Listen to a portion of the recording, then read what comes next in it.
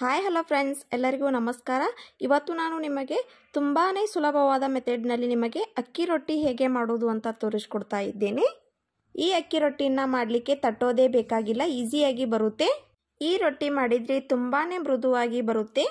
ಹಾಗೇನೆ ಸ್ವಲ್ಪನೂ ನನಗೆ ಅಕ್ಕಿ ರೊಟ್ಟಿ ಮಾಡಲಿಕ್ಕೆ ಬರೋದೇ ಇಲ್ಲ ಅನ್ನೋರು ಖಂಡಿತ ಈ ವಿಡಿಯೋನ ಕೊನೆ ತನಕ ನೋಡಿ. ಇನ್ನೂ ನನ್ನ ಚಾನಲನ್ನು ಯಾರೆಲ್ಲ ಸಬ್ಸ್ಕ್ರೈಬ್ ಮಾಡ್ಕೊಂಡಿಲ್ಲ ಪ್ಲೀಸ್ ಸಬ್ಸ್ಕ್ರೈಬ್ ಮಾಡ್ಕೊಳ್ಳಿ. ನೋಟಿಫಿಕೇಷನ್ಗಾಗಿ ಬೆಲ್ ಐಕನನ್ನು ಪ್ರೆಸ್ ಮಾಡಿ.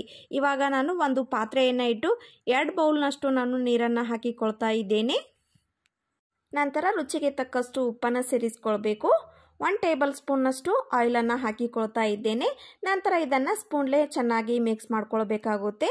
ನಾನು ಇಲ್ಲಿ 2 ಬೌಲ್ನಷ್ಟು ಅಕ್ಕಿ ಹಿಟ್ಟನ್ನು ತೆಗೆದುಕೊಂಡು ಜರಡಿಗೆ ಹಾಕಿ ತೆಗೆದುಕೊಳ್ತಾ ಇದ್ದೇನೆ. ನಂತರ ಇದನ್ನು ಚೆನ್ನಾಗಿ ಸ್ಪೂನ್ಲೇ ಮಿಕ್ಸ್ ಮಾಡ್ಕೊಳ್ಬೇಕಾಗುತ್ತೆ.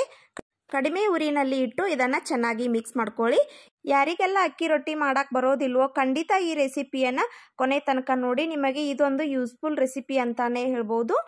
ಇವಾಗ ನಾನು ಚೆನ್ನಾಗಿ ಮಿಕ್ಸ್ ಮಾಡ್ಕೊಂಡ್ಮೇಲೆ ಮೇಲೆ ಒಂದು ಲಿಡ್ಡನ್ನು ಕ್ಲೋಸ್ ಮಾಡಿ 2 ನಿಮಿಷ ಕಡಿಮೆ ಉರಿನಲ್ಲಿ ಇಟ್ಟು ಬೇಯಿಸ್ಕೊಂಡಿದ್ದೇನೆ. ನಂತರ ನೋಡಿ ಇವಾಗ ಓಪನ್ ಮಾಡಿ ತೋರಿಸ್ತಾ ಇದ್ದೇನೆ ಎಷ್ಟು ಸಾಫ್ಟ್ ಆಗಿ ಹಿಟ್ಟು ಬಂದಿದೆ. ಈ ಹಿಟ್ಟನ್ನು ಸ್ವಲ್ಪ ತಣ್ಣಗಾಗಲು ಬಿಡಬೇಕು. ನಂತರ ಒಂದು ಪಾತ್ರೆಯನ್ನು ತೆಗೆದುಕೊಂಡು ಅದಕ್ಕೆ ಈ ಹಿಟ್ಟನ್ನು ಹಾಕಿಕೊಳ್ತಾ ಇದ್ದೇನೆ. ಇದನ್ನು ಚೆನ್ನಾಗಿ ಹಿಟ್ಟನ್ನು ನಾದ್ಕೊಳ್ಬೇಕಾಗುತ್ತೆ. ನಾವು ಎಷ್ಟು ಚೆನ್ನಾಗಿ ಹಿಟ್ಟನ್ನು ಸಾಫ್ಟಾಗಿ ನಾದ್ಕೊಳ್ತೀವೋ ಅಷ್ಟೊಂದು ಚೆನ್ನಾಗಿ ರೊಟ್ಟಿ ಉಬ್ಬಿ ಬರುತ್ತೆ. ಈ ರೀತಿನಲ್ಲಿ ಈ ಹಿಟ್ಟನ್ನು ನಾದ್ಕೊಳ್ಬೇಕಾಗುತ್ತೆ. ಈ ಹಿಟ್ಟನ್ನು ನಾದ್ಕೊಳ್ಬೇಕಾದ್ರೆ ಸ್ವಲ್ಪ ನೀರನ್ನು ಹಾಕಿಕೊಳ್ಬಾರ್ದು. ಇನ್ನೂ ಸ್ವಲ್ಪ ಹಿಟ್ಟು ಗಟ್ಟಿ ಇದೆ ಅನ್ನೋರು ಸ್ವಲ್ಪ ನೀರಿನಲ್ಲಿ ಕೈಯನ್ನು ಎದ್ದಿ ಹಿಟ್ಟನ್ನು ಚೆನ್ನಾಗಿ ನಾದ್ಕೊಳ್ಬೇಕಾಗುತ್ತೆ. ಇವಾಗ ನಾನು ಈ ರೀತಿಯಾಗಿ ಉಳ್ಳೆಗಳನ್ನಾಗಿ ಮಾಡಿಕೊಂಡು ಅಕ್ಕಿ ಹಿಟ್ಟಿನಲ್ಲಿ ಎದ್ದಿ ಈ ರೀತಿಯಾಗಿ ಚಪಾತಿ ಥರ ನಾನು ಲಟ್ಟಿಸ್ಕೊಳ್ತಾ ಇದ್ದೇನೆ. ಫ್ರೆಂಡ್ಸ್, ಈ ವಿಧಾನದಲ್ಲಿ ಅಕ್ಕಿ ರೊಟ್ಟಿಯನ್ನು ಮಾಡಿದರೆ ಬೇಗ ಆಗುತ್ತೆ, ಜಾಸ್ತಿ ಸಮಯ ಕೂಡ ಬೇಕಾಗಿಲ್ಲ.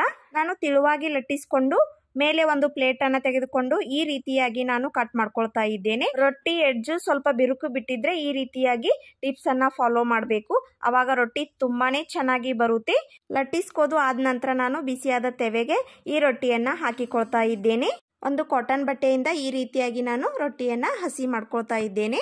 ಈ ರೊಟ್ಟಿನ 1 ನಿಮಿಷ ಬೇಯಿಸ್ಕೊಂಡ ನಂತರ ಇವಾಗ ಟರ್ನ್ ಮಾಡ್ಕೊಳ್ತಾ ಇದ್ದೇನೆ. ನೋಡಿ, ರೊಟ್ಟಿ ಫ್ಲಫಿ ಥರ ಬರಬೇಕು ಅಂದರೆ ಈ ಟ್ರಿಕ್ಸನ್ನು ಫಾಲೋ ಮಾಡಿದರೆ ಖಂಡಿತ ನೀವು ಕೂಡ ಈ ರೀತಿಯಾಗಿ ರೊಟ್ಟಿನ ಮಾಡ್ಕೊಳ್ಬೋದು. ನೋಡಿ ಎಷ್ಟು ಚೆನ್ನಾಗಿ ಬಲೂನ್ ಥರ ಉಬ್ಬಿ ಬರ್ತಾ ಇದೆ.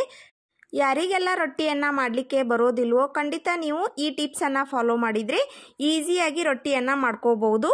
ಫ್ರೆಂಡ್ಸ್, ಈ ರೊಟ್ಟಿನ ಮಾಡಿದ ಮೇಲೆ ಎಷ್ಟು ಮೃದುವಾಗಿ ಬರುತ್ತೆ ಅಂದರೆ ಖಂಡಿತ ನೀವು ಒಮ್ಮೆ ಮಾಡಿದರೆ ಗೊತ್ತಾಗುತ್ತೆ. ಅಷ್ಟೊಂದು ಬಲೂನ್ ಥರ ಉಬ್ಬಿ ತುಂಬಾ ಸಾಫ್ಟಾಗಿ ಈ ರೊಟ್ಟಿ ಬರುತ್ತೆ.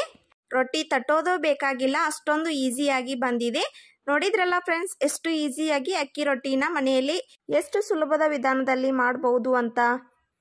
ಹೊಸದಾಗಿ ನನ್ನ ವಿಡಿಯೋವನ್ನು ನೋಡ್ತಾ ಇರೋರು ಪ್ಲೀಸ್ ಸಬ್ಸ್ಕ್ರೈಬ್ ಮಾಡ್ಕೊಳ್ಳಿ.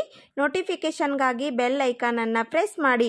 ನೋಡಿ, ಇವಾಗ ನಾನು ರೊಟ್ಟಿನ ತೋರಿಸ್ತಾ ಇದ್ದೇನೆ ಎಷ್ಟು ಮೃದುವಾಗಿ ಸಾಫ್ಟಾಗಿ ಬಂದಿದೆ ಅಂತ. ಈ ವಿಡಿಯೋ ನಿಮಗೆ ಯಾವುದೇ ಒಂದು ಕಾರಣಕ್ಕಾದರೂ ಇಷ್ಟ ಆಗಿದ್ದರೆ ಪ್ಲೀಸ್ ಒಂದು ಲೈಕ್ ಮಾಡಿ, ಶೇರ್ ಮಾಡಿ. ಇನ್ನಷ್ಟು ಈಸಿ ರೆಸಿಪಿಗಾಗಿ ನನ್ನ ಚಾನಲನ್ನು ಸಬ್ಸ್ಕ್ರೈಬ್ ಮಾಡಿಕೊಳ್ಳಿ. ಮುಂದಿನ ಇಂಟ್ರೆಸ್ಟಿಂಗ್ ರೆಸಿಪಿಯೊಂದಿಗೆ ಮತ್ತೆ ಸಿಗ್ತೀನಿ. Keep watching. Thank you.